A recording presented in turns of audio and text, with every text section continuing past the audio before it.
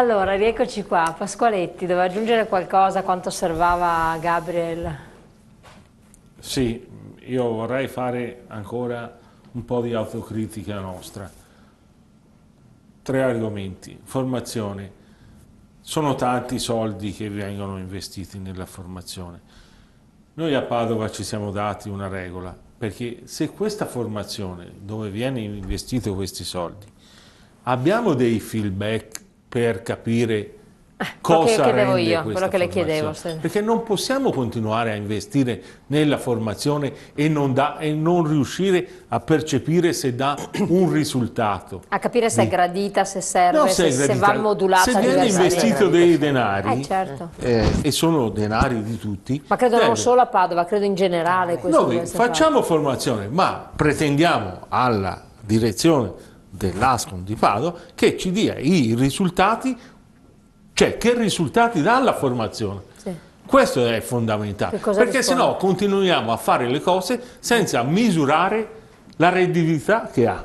Cosa dice? Vorrei finire una... Ah sì, intanto diamogli anche il microfono così. Altra cosa, Massimo, l'accesso al credito. Sappiamo che è difficile e sappiamo che per i piccoli è ancora più difficile. Bene, noi ci siamo attrezzati con i confidi, adesso stiamo facendo un'operazione anche per aggregarli e essere competitivi, cioè rispondere a quello che sono le regole. Ma Edi, anche a livello nazionale, noi vediamo che il presidente Squinzi è in mezzo a tutto quando viene scritto le leggi. Noi siamo latitanti su questo. Avevamo messo in piedi Rete Imprese Italia che ci permetteva di raggruppare tutta la piccola e media. Che fine ha fatto? Che fine ha fatto? Che fine ha fatto Caprarica? Fanno spettacoli al Caprarica e c'è un ristorante molto interessante. Sì, ma se perdiamo questa progettualità di metterci assieme piccole imprese, ci permette di accedere al Ma è quello che ora le chiedo, che volevo cogliere la provocazione. Contraffazione? Padova c'è il più grosso centro di contraffazione che esiste, il centro cinese. Siamo baluardi, Ascom di Padova è il baluardo contro la contraffazione. Va bene? A Padova è stato sequestrato in 2 anni 2.500.000 pezzi contraffatti. In tutta Europa ne è stati sequestrati 600.000. Allora, i problemi li abbiamo grossi come le travi davanti agli occhi. No, non possiamo sempre rivolgerci ai candidati che facciano gli altri. Noi ci fa ridere. Ci sono le elezioni comunali, il sindaco di Padova firma un documento e dice niente, centri commerciali a Padova. 6 mesi dopo le elezioni fa una variante a un terreno del comune e dice qui ci piazziamo Leroy Merlin. Sindaco di Avano, uguale, cioè sono mercanti, sono mercanti. Ma anche lì, in campagna elettorale ti dicono non faccio niente, salvaguardio il territorio, è finito, chi si è visto, ha da quadrare il bilancio. E quindi è favorevole l'idea che proponeva prima il presidente di Adicom, che diceva giustamente chiediamo ai politici di ritornare. Io sono d'accordo tra i loro elettori dovrebbero poi ricordarsi il percorso che hanno fatto per poterci ad arrivare. Dico anche, prendevo uno spunto da un amico che diceva dobbiamo dare anche una speranza ai giovani. È difficile riuscire anche a darla quando comunque aumenta l'età pensionabile e oggi dobbiamo andare in pensione a 66,7 anni e con un meccanismo che l'aumenta di 4 mesi ogni 2 anni. E ci sono i ragazzi che oggi escono dalle scuole e fondamentalmente non hanno opportunità. Ma non potranno averla. Quello che manca a questo paese sono le opportunità. Per chi vuole fare impresa, che si scontra contro le grosse marche, questi grossi distribuzioni eccetera, e per chi vuole anche andare in cerca di lavoro, che non ha un prodotto che possa offrire competitivo perché possa attrarre l'attenzione di qualcuno. Oggi siamo in un paese in cui la laurea è diventata discriminante. Oggi c'è chi nasconde il fatto di essere laureato per andare in cerca di lavoro perché se è troppo giovane e chi lo assume è consapevole che questo laureato prima o poi se ne va perché magari insegue un'altra strada. Quindi è tutto un meccanismo che fa acqua, perché poi parliamo anche di dire quali possono essere le soluzioni. Io non ho mai sentito dire, per esempio, alle imprese: cominciamo a fare una politica che premia chi magari non è mai ricorso agli ammortizzatori sociali, chi non è mai ricorso a certe stratagemmi per andare avanti, e quindi cominciamo a premiare chi ha fatto bene il suo lavoro magari abbassandogli le tasse. Cominciamo a non dare attenzione solamente a chi minaccia di ricorrere agli ammortizzatori sociali o chi minaccia di delocalizzarsi, perché qua mancano anche delle politiche premianti per chi fa bene il suo lavoro e sinceramente siamo un po' anche che ognuno va per conto suo su queste cose. Volevo dare la parola un attimo a Gattorin per dover rispondere alla provocazione della formazione e poi al Presidente Zanon e di Sommariva. Zanon, insomma. Prima una battuta rispetto al tema del consumo di suolo che sembra solo legato, non facciamo centri commerciali.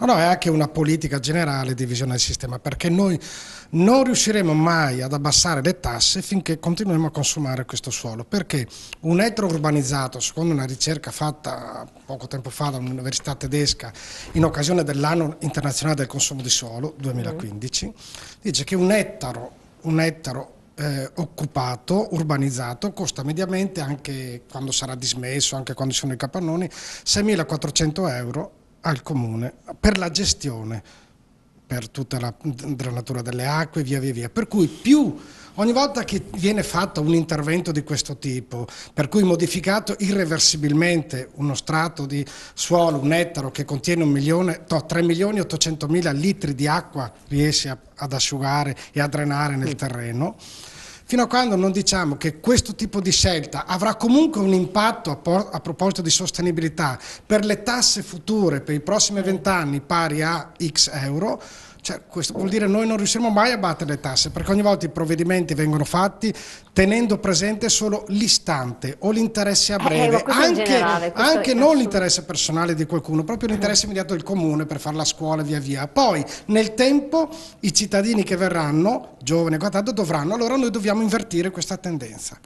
Per quanto riguarda la formazione e l'innovazione, intanto come enti di formazione del sistema organizzativo, noi prepariamo percorsi formativi per rispondere ai bisogni da una parte delle imprese che chiedono, per favorire l'inserimento di queste persone all'interno delle imprese, per cui un'attività di formazione che è coerente con l'esigenza fabbisogno occupazionale o coerente con la capacità di sviluppare nuove forme imprenditoriali che vengono gestite anche attraverso forme di tutorato locale, nel senso co-working, piccoli incubatori, via.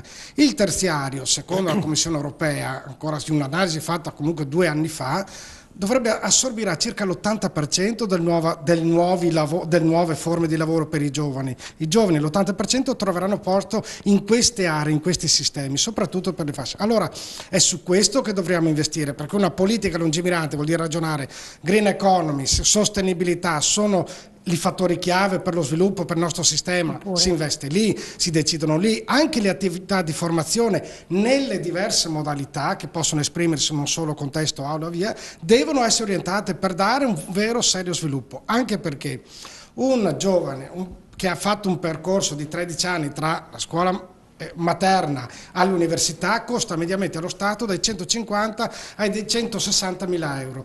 Questi 160.000 euro ciascuno stiamo regalandoli a Germania, Spagna, Inghilterra. Certo. Allora noi stiamo già avendo un'emorragia di risorse su cui abbiamo investito. Allora è doveroso far sì che i percorsi formativi che servono per avvicinare la persona giovane disoccupata che ha fatto dei percorsi scolastici di varia natura, avvicinarla, accompagnarla velocemente in contesti lavorativi.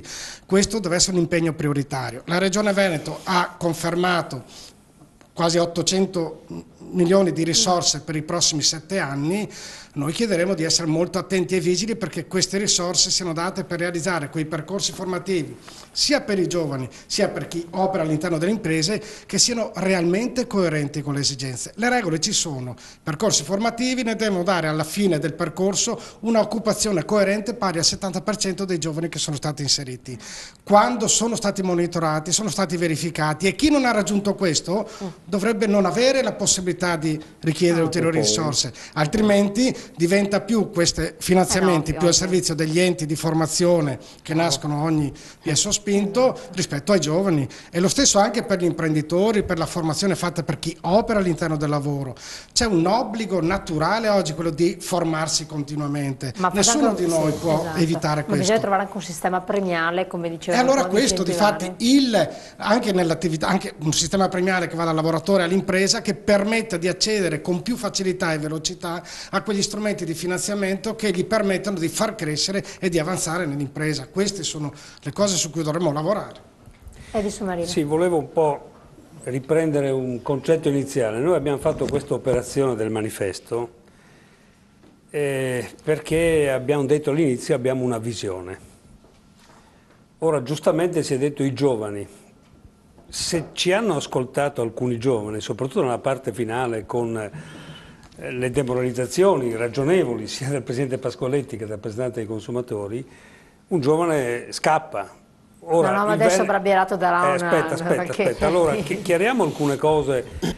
Intanto, vivere in Veneto vuol dire vivere in una delle migliori regioni italiane. Pensare al futuro significa pensare a un futuro migliore, non a un futuro peggiore.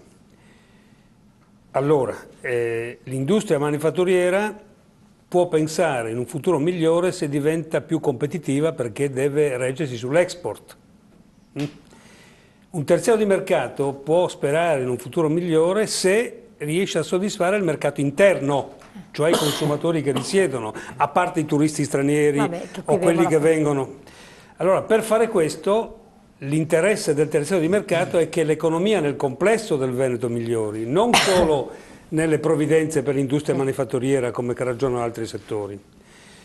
Questo vuol dire che noi abbiamo l'ambizione di prospettare ai governatori di questa regione, al governatore di questa regione, alcune azioni su cui lui può intervenire e che noi crediamo ci possano portare dei benefici. Certo, Capranica, l'ultima settimana del mese, tutte cose vere di discorso nazionale che noi non affrontiamo. Sul consumatore un'ultima attenzione. Voi ricordate tutti la mucca pazza? Non è nata per qualche imprenditore cialtrone, è nata per una pressione forte dei consumatori europei a low cost. L'imprenditore che ha sviato la capacità competitiva cercando di cambiare le regole dell'alimentazione degli animali. Queste cose nel sistema agroalimentare sono successe a dismisura. Noi oggi abbiamo un insieme di prodotti che qualitativamente sono diversi da quelli di 20-30 anni fa. Arrivano da chissà dove. Certo c'è un controllo all'ingresso, un controllo alle importazioni, però francamente anche credo sui tessuti, non solo su quello che mangiamo, le cose sono profondamente cambiate perché ha fatto gioco il basso costo. Ecco, la logica del low cost impoverisce l'economia, impoverisce i cittadini, impoverisce il sistema distributivo. Capisco l'ultima settimana del mese, ma abbiamo visto prima che in 10 anni c'è stato il 20% di inflazione, credo che i consumi siano aumentati forse del 30%, però abbiamo visto che le tariffe sono aumentate del 70%, dell'80%. Allora i consumatori, che da un po' di tempo veramente non stanno creando grossi problemi al commercio, ma nel cambio dell'euro lo hanno fatto, devono pensare a un nemico, e il nemico è il nemico di tutti, è il nemico di questo Stato pesante, costoso, che scarica su cittadini e imprese tutte le malfunzionamenti sue. È su questo che dobbiamo trovare un'alleanza, anche a livello regionale, perché la regione può fare dei tagliandi ad alcune leggi, mi riferisco alla legge del turismo per esempio, alla legge sull'innovazione, dei tagliandi, è una macchina che ha cominciato a funzionare, che non funziona più come prima, e come portiamo le macchine alla revisione dobbiamo revisionare anche le leggi. Allora questo stiamo godendo alla Regione, cose fattibili, proprio per creare una speranza agli imprenditori che oggi operano sul mercato e ai giovani, perché altrimenti l'emigrazione continua, non l'emigrazione povera del primo dopoguerra, l'emigrazione di gente che ha professionalità, che ha una laurea, che diventa ricercatrice nel mondo, e questo è veramente, perché investire 150.000 euro su un giovane se poi ci scappa? Insomma, delocalizziamo pure le imprese, ma non delocalizziamo i giovani. Torniamo insieme tra pochi secondi, devo fare il punto finale della situazione perché mancheranno una decina di minuti neanche, per cui tenete conto di tutti questi aspetti che sono emersi, ne faremo un sunto puntando su quelli centrali per fare un po' il quadro della situazione terminale. Pubblicità, veramente pochissimi secondi, state con noi.